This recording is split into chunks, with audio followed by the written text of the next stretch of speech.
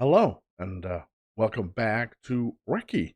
We're going to watch a video today that actually caught my eye. It's a comparison between Sweden and the United States. Prison, yeah, jail. And I'm a 1,000% sure that's going to be an insane difference between everything that is the correctional facilities in Sweden versus America. I have not been in jail in Sweden. Plan to. I don't plan to, so that's not gonna happen. Either way, welcome back. If you do enjoy the content, don't forget to smack the like and of course hit that subscribe. That's something I would greatly appreciate. And if you haven't checked out the Infographics show, I strongly suggest that you do. You find the link for the video we're gonna watch, and of course for the channel located right down there in the description. Go there and give them the support that they so much deserve. A big thank you to everyone who supports me on Patreon or on channel membership. Thank you. A big shout out to the Supreme Tier donators over by Patreon and, of course, channel membership. And we say thank you to the ultimate supporters Deja, Walt, Dwayne, Dana, Troy, Robert, Matt, Barbara, Kathy, Sarah. Now, let's learn the big difference between United States prison and Sweden. The United States has about 5%. The United States has about 5% of the world's population, yet has a quarter of all the world's prisoners, with roughly 1 in every 107 American adults behind bars. With the crackdown on the war on drugs leading to harsh prison sentences, as well as no-tolerance policing, the American public has to ask itself if punishment is really working as intended. Well, while the two nations share vastly different demographics and thus different challenges, it isn't hard to take a look at some of Sweden's prison policies and practices to see that perhaps there's a better way for the US to handle its prison populations. Oh, really? America's prison population has been growing exponentially since after the Second World War. Yet it wasn't until the crack epidemic of the 1980s and the ensuing war on drugs that the US prison population really boomed. Federal and state legislation was quickly passed which dictated mandatory minimum sentences for any drug-related crime, all in a bid to make crime so unattractive that the harsh punishments would deter would-be criminals. Sadly, this seemed to have little effect, and all that US legislature really did was create. If he's not gonna tell me the answer in the video, so you can help me out. So if you get pinched for 3 federal crimes in a row, the third one will automatically give you life. Is that bull crap, or is it actually still a thing? I think it needs to be federal crimes. I mean, violent crimes, or whatever you want to call it, federal crimes, not misdemeanors, just federal. Create a situation where first-time offenders were swept up into the main prison population and left there for years.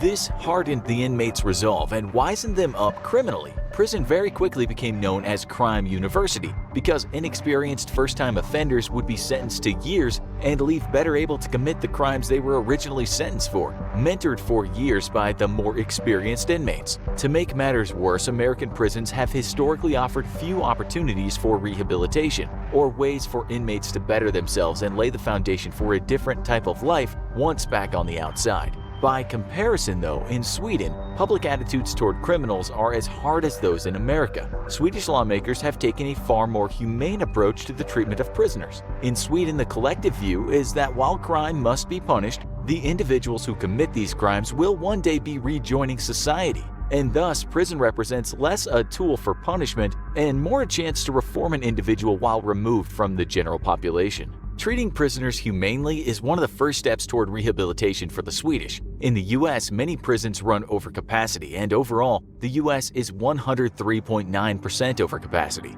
This leads to at times as many as 4 prisoners sharing a cell. And with many prison systems across the American states running over budget, the problem only gets worse as parts of prisons or even entire prisons are closed in a bid to save money. This leads to further overcrowding, which can directly affect the health and comfort of prisoners, which in turn leads to prisoner-on-prisoner violence and even riots. In the US, prisoner-on-prisoner violence is fairly common, yet in Sweden it's extremely rare. Even more rare are prison riots in Sweden. Perhaps that's because by comparison the Swedes focus on housing prisoners in what they consider humane conditions, which means affording each prisoner a level of comfort and safety by not exceeding crowd capacity. The fact that the Swedish prison population has dropped from 5,722 prisoners to 4,500 over the last 10 years has helped not just with crowding issues, but with budget issues as wings of Well, all right. This isn't. Yeah, I'm getting to it. prisons or even entire prisons are closed down for a lack of need.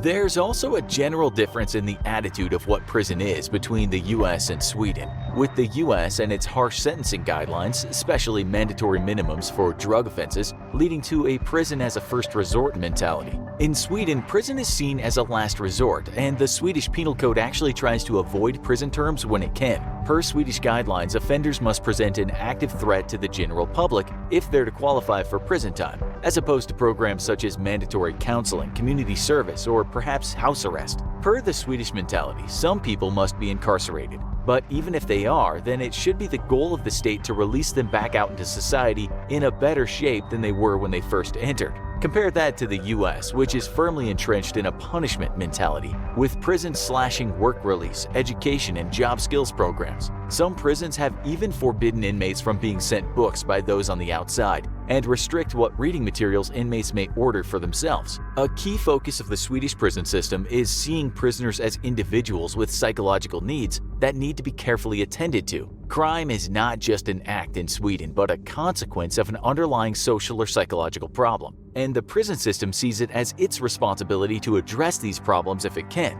When you're considering the fact that these individuals will one day be released back into society as a whole, as the Swedish consider, then it makes perfect sense that prison shouldn't be about punishment but about rehabilitation and treatment. To this end, Swedish prison guards fulfill both security roles and rehabilitative roles, and each prisoner has a contact officer who monitors the inmate's progress toward their eventual return to society. This helps prisoners see guards not just as, well, guards, but also as individuals who are trying to help prisoners live better lives once back on the outside. Compare that to the US, where 10 times more people with mental health issues are housed in prisons than in mental health hospitals. These people receive no treatment for their psychological problems and instead must cope with them on their own with only occasional and very brief visits to a counselor if the budget affords it. Untreated mental health issues not only lead to violence in prison, but can grow exponentially worse in the highly stressful environment of prison and cripple an individual for life, severely limiting their ability to function outside of prison. In the US, crime is exactly that, just an activity, and no concern is paid for the economic or psychological motivations for that crime. Rather than try to address the root of a criminal problem, the US has for decades simply taken a weed whacker to the problem and left the roots in fertile soil, ready to regrow again. The focus in the US is on punishing people for their wrongs, either out of a sense of vengeance or under the false illusion that harsh punishments will work to deter crime. Despite the fact that study after study has proven that this is a false conclusion, there is little to no concern placed on the fact that prisoners will one day return to society, and attempts to rehabilitate prisoners while there's a chance to are all but non-existent. Some prisons do offer job skills training and educational courses, but for the majority of American prisons, inmates are seen as tenants and little more. Prison guards fulfill one and only one duty in the US, and that's to keep inmates in line and punish offenders. Rather than build a protectorate relationship with inmates, prison guards in the US are billed solely as tools of punishment by a penal system that cares little for the individual. This is likely why incidents of violence against prison guards is so high in the US and so low in Sweden. One of the most controversial practices of the Swedish prison system, however, is the use of low-security open prisons, which are in That is actually true. We have abundance of low security, which is the best way to go for them, for those who is deemed not a threat. And I think that's the main difference. But there is inaccurate stats here, and I'll get to them. many ways exactly what they sound like. Here, prisoners live in housing that resembles a dorm and have free access to TVs and other forms of entertainment. Individuals are also allowed to commute to a job and even visit families, all the while being electronically monitored. Prison staff and prisoners all eat together in community spaces, and the inmates do not wear uniforms. Per the Swedish, this open prison system is more effective than closed prisons in reducing recidivism. or the rate at which freed prisoners repeat offenses and are re-jailed. Inmates have strict curfews to follow and have many rules imposed on them and their behavior. Their trips outside of the prison are closely monitored, and inmates know that they're always just one infraction away from being sent to a regular, closed prison. Yet the Swedes contend that by treating prisoners ethically and fairly, even granting them a degree of autonomy, they're far less likely to recommit an offense once released. The focus is once more on humane treatment and correcting bad behavior, as well as building a prisoner's chances for a successful life outside of prison. That might sound naive to American prison officials, and yet the numbers don't lie. Sweden not only has a shrinking prison population while the US Not true. is growing, but its recidivism rate is at 29% after 3 years. The US, meanwhile, has a recidivism rate of 67.8% after 3 years. Clearly, a focus on treating prisoners humanely and treating psychological and other issues while building life skills is working to make Sweden a safer place, and are things that the United States could learn from. Do you love strange, unexpected stories that defy belief but are completely true? Then you'll love the new show I Am. Fascinating tales told from the perspective of those who lived them. Find out what it was like to be a plague doctor during an outbreak of the Black Death, or the captain of the Titanic as it sank into the sea. Each episode, you'll jump inside the mind of a new person and get a first-person view on incredible events like no other. New episodes every week. Be one of the first to subscribe now and tell us who you want to see brought to life in I Am. I like that. Have you washed your hands today? Do you think we could survive another outbreak of the plague? Let us know in the comments. And as always, if you enjoyed this video, don't forget to like, share, and subscribe for more contagious content. Let's be honest. This video was a bit old. I think it was 3 years old, if I'm not mistaken. It's quite the United States.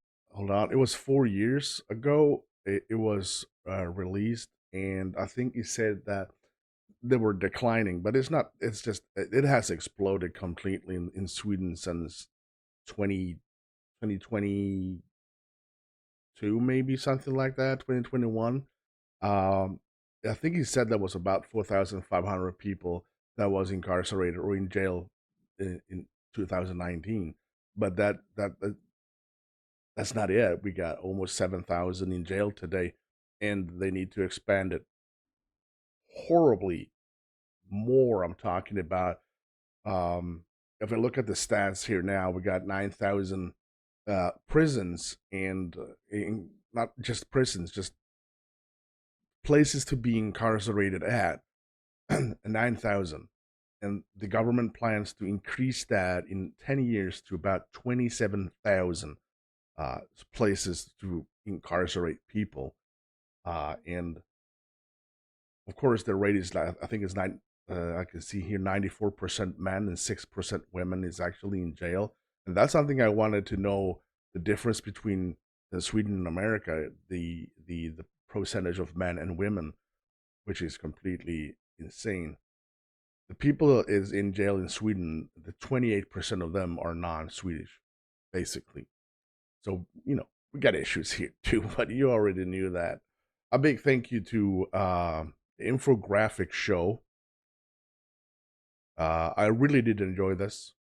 I knew there was a big difference. The stats wasn't really, well, it's a 4-year-old video, so that kind of makes sense. But I think I enlightened you guys with the current event in 2024. Yeah, I'm not going to go there. I want to go there, but there it is. If you haven't checked out the Infographics show yet, please do. You find the link for the video and for the channel located right down there in the description. Go there and give them the support that they so much deserve. And if you did enjoy this, well, let me know in the comments. And click like, new to the channel, hit subscribe. Until next one, until next time, I'm Recky. You stay safe.